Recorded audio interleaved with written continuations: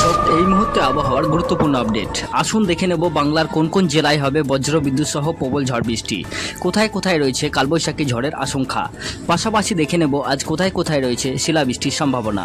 বিস্তারিত জানতে অবশ্যই ভিডিওটি শেষ পর্যন্ত দেখতে থাকুন এবং আপনার জেলার লেটেস্ট আবহাওয়ার খবরগুলি জানতে আমাদের ইউটিউব চ্যানেলটিকে সাবস্ক্রাইব করুন।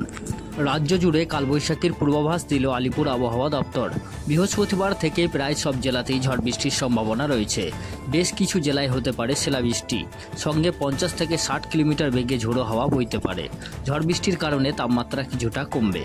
বৃহস্পতিবার ঝড়ের সঙ্গে শিলাবৃষ্টি হতে পারে ঝাড়গ্রাম, বাঁকুড়া, পশ্চিম মেদিনীপুর, পূর্ব মেদিনীপুর এবং হুগলিতে। হাওয়ার বেগ হতে পারে 50 থেকে 60 কিলোমিটার। এই জেলাগুলিতে একই পূর্বাভাস রয়েছে শুক্রবারের জন্যেও। ওই দিন ঝড় বৃষ্টি হতে পারে পূর্ব বর্ধমান ও হাওড়াতে। কলকাতা সহ দক্ষিণবঙ্গের বাকি জেলাগুলিতে 40 থেকে 50 কিলোমিটার বেগে ঝড় ও হালকা থেকে মাঝারি বৃষ্টি শুরু হবে শুক্রবার পর্যন্ত। শনিবার ঝড়ের সঙ্গে বজ্র বিদ্যুৎ সহ শিলাবৃষ্টির পূর্বাভাসও রয়েছে। বীরভূম, মুর্শিদাবাদ, নদিয়া, পূর্ব বর্ধমান, পূর্ব মেদিনীপুর, উত্তর 24 পরগনা এবং দক্ষিণ 24 পরগনাতে শনিবার বজ্র বিদ্যুৎ সহ বৃষ্টি হবে। হাওয়ার বেগ কিছুটা কম থাকবে বাকি জেলাগুলিতে। বৃষ্টি হবে উত্তরবঙ্গেও। শুক্রবার এবং শনিবার উত্তরের সবকটি জেলাতে হালকা থেকে মাঝারি বৃষ্টিপাত হবে, সঙ্গে হাওয়ার বেগ থাকবে ঘন্টায় 30 থেকে 40 কিলোমিটার। মালদা, দক্ষিণ দিনাজপুর এবং উত্তর দিনাজপুরে হাওয়ার বেগ বেশি হতে পারে।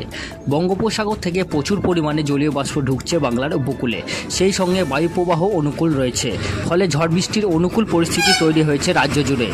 এর জন্য মৎস্যজীবীদের সতর্ক করা হয়েছে। ঝোড়ো হাওয়ার কারণে সমুদ্র উত্তাল হতে পারে। শুক্রবার পর্যন্ত মৎস্যজীবীদের সমুদ্রে যেতে নিষেধ করেছে আবহাওয়াবিদরা। ঝড় বৃষ্টির কারণে আগামী কয়েকদিন রাজ্যের বিস্তীর্ণ এলাকায় ফসলের ক্ষতি হতে পারে। জল জমলে সমস্যা হতে পারে যাতায়াতে। আগে থেকেই সম্ভাবনার কথা জানিয়ে সতর্ক করেছে হাওয়া অফিস। দুর্যোগের সময় যতটা সম্ভব বাড়ির ভেতরে থাকতে বলা হয়েছে। প্রিয় দর্শক, আপনার জেলার নাম আমাদের কমেন্ট বক্সে জানান এবং আবহাওয়ার নিত্য নতুন আপডেট পাওয়ার জন্য আমাদের ইউটিউব চ্যানেলটিকে লাইক, কমেন্ট, শেয়ার এবং সাবস্ক্রাইব করুন।